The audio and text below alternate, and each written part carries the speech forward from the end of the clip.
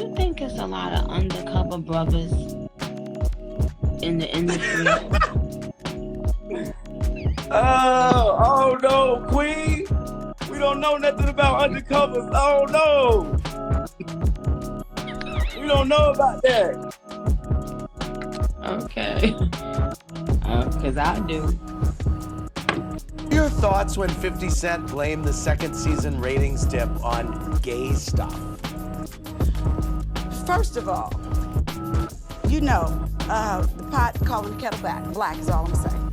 Ooh. The pot calling the kettle black. Huh. Whoa. That was some tea. That was shade. That was major. What? I didn't know. Look, I said to myself personally, Andy, I said on Instagram, I said, oh no, because I let her lick my ass, thinks I'm gay. Folks, Meek Mill just dropped a bombshell, exposing what Soulja Boy allegedly did for 50 Cent. And trust me, it's nothing you'd expect from a mentor-protege relationship. He claims 50 wasn't just giving Soulja studio time. Behind closed doors, there was something way more personal going on. According to Meek, Soulja wasn't just chasing clout. He was playing a whole different role in 50's life, and the industry stayed silent until now. It's no secret 50 Cent and Soulja were tight back in the day, teaming up on tracks like Mean Mug from Soulja's third studio album, The DeAndre Way. Soulja Boy even called 50 his mentor. Any artists that inspired you early on to become a rapper and try this whole music career? 50 Cent. You that trying. Our first CD I bought, you know what I'm saying? That's why I signed the Interscope.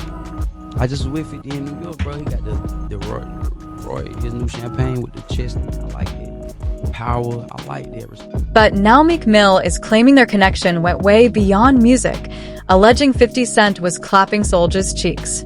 Whispers about Soulja being DL have been floating around for years, with talk of him being passed around in the industry. The last name anyone expected in that mix? 50 Cent, the same guy who's been one of the loudest anti-gay voices in Hollywood, constantly in others' business, exposing DL rappers, and famously clocking Diddy years ago for allegedly trying to make him his boy toy, long before the world suspected Diddy's preferences. And when Diddy faced indictment and RICO charges, 50 was relentless, clowning him with memes, AI skirts, and even dropping a mock Netflix-style trailer called Did He Do It? He basically built a side career off trolling Diddy's downfall. You have something huge coming up, which is a documentary about P. Diddy, Puff Daddy, P. Diddy. Yeah. Did he do it, right? Yeah. I know you've been heavy on social media talking about it. He did it. And I'm the only one who's been vocal about this. But Diddy wasn't his only target. 50 also came for artists long associated with Diddy, including Meek Mill. After Diddy's arrest, rumors spread about Meek being his alleged boy toy, from leaked audio supposedly of them together, to matching outfits, to video of Diddy calling Meek daddy. The internet went wild, crowning Meek as Diddy's #1. Meek denied it all, even offering $100,000 to uncover who started the smear campaign. That's when 50 jumped in, posting an AI-edited Super Freak video with Diddy as Rick James and Meek as the love interest, captioning, "They've been doing Meek dirty. He wanna pay $100K to find out who been doing this. LOL." Out of nowhere, Soulja started talking like he was untouchable, tweeting to Meek, did you?" Acting like he'd never been involved in anything himself. Now Meek's firing back, dragging both 50 and Soulja into the mud. And here's where it gets even messier, because this isn't the first time people have accused 50 and Soulja of having a thing. The rumors began in 2010 when they appeared together on the XXL magazine cover, 50 standing behind Soulja in a dominant pose, Soulja shirtless, pants slightly pulled down, staring into the camera. The message didn't go unnoticed. It looked like a DL man staking his claim on his boy toy without saying a word. The whispers only got louder when a man allegedly involved with Soulja at the time claimed they'd been secretly together for over a year. And I wanted to clear up the fact that it's not a rumor no more. This is for real, like in real life.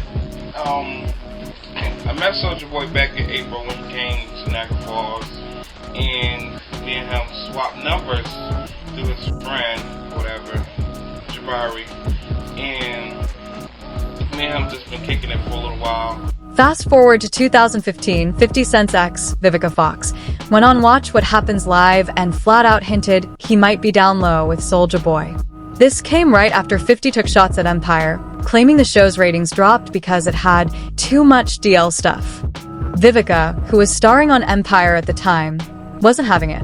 Live on TV, she brought up that infamous Fruity XXL cover and said that when they dated, she always had the feeling he was fighting something deep inside. 50 Cent blamed the second season ratings dip on gay stuff. First of all, you know, the pot calling the kettle black is all I'm saying. Ooh. The pot calling the kettle black. Whoa. That was some tea. That was shade. That was major. Vivica A. Fox, what are you insinuating? Well, I mean, he gave you... No, he's not. I mean, we had a great time. I mean, but he's just seems like he's got something that's not quite clear. So you mean sometimes if people protest too much about something, yes, the fire is happening right there in front of them. Absolutely. I just never forget there was a Vibe cover with him and Soulja Boy that made me kind of go, But Soulja stayed quiet. No denial, no clapback. And that silence only made people more suspicious. Folks started side-eyeing his connection with 50 Cent, saying it went way deeper than music collabs, and that Soulja was more than just a mentee. Then things took a wild turn when Jaguar Wright jumped into the mix. And if you know Jaguar, you know she's always got receipts and zero hesitation to burn bridges. She flat out claimed 50 and Soulja have been DL for years. According to her, the reason 50 knows so much about other DL rappers is because he's part of that same circle himself. She even alleged that 50 was the one who introduced Soulja to that lifestyle, and then dropped the real bomb, claiming she's personally seen an intimate video of the two together. 2 men he's lived in sales with, who you had with, Curtis. No, I'm not saying allegedly. You're and you know your artist and you wrap your arm around their neck with your shirts off and stuff, you know. It looks a little punked out, don't it? And that's not all.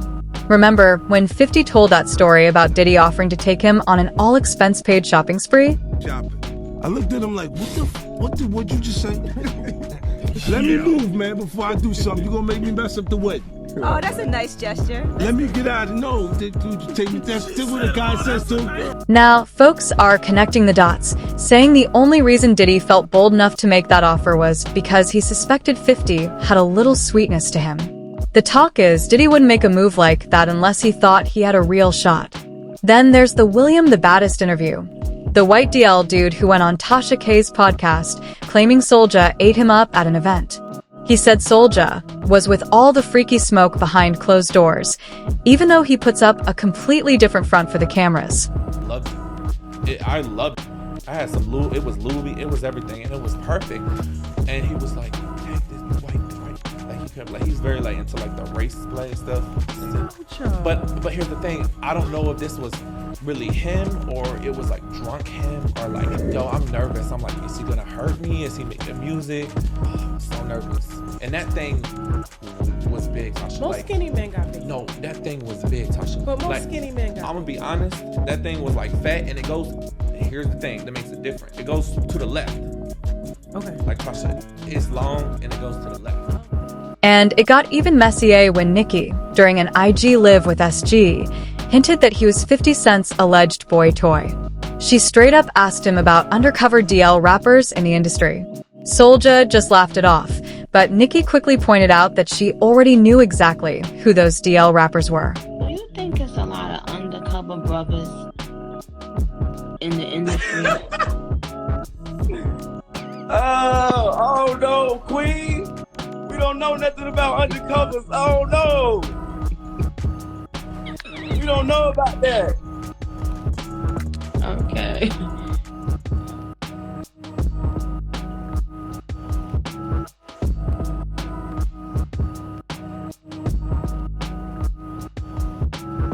So, When you piece it all together, the XXL cover, Soulja's quiet non-denial, Vivica's pointed hints, Jaguar's explosive claims, Diddy's odd shopping spree offer. The puzzle starts to look a whole lot messier than what the public's been fed. Now, with Meek throwing shots, Soulja deflecting, and 50 acting like he's the cleanest man in the game, the streets are buzzing. Some say Meek is lashing out because he's tired of being the butt of every joke. Others think he's cracking open a door to a room the industry's been trying to keep locked for years. Because if even half of what's being whispered is true, 50's entire anti-LGBTQ call-out the industry persona has been built on a front, and that would flip the whole script, especially for people who've watched him play morality police for the last 2 decades. And of course, the online chatter is loud. One user wrote, "Honestly, not surprising at all.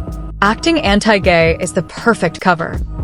Another said, "We knew this when the cover dropped and Soulja got signed. Diddy wouldn't have asked 50 to go shopping if he didn't think he'd say yes." So, what do y'all think? Has 50 been fronting this whole time? And is Soulja really as innocent as he claims, or just better at hiding his dirt? Drop your thoughts in the comments and click on the next video, because it's just as crazy.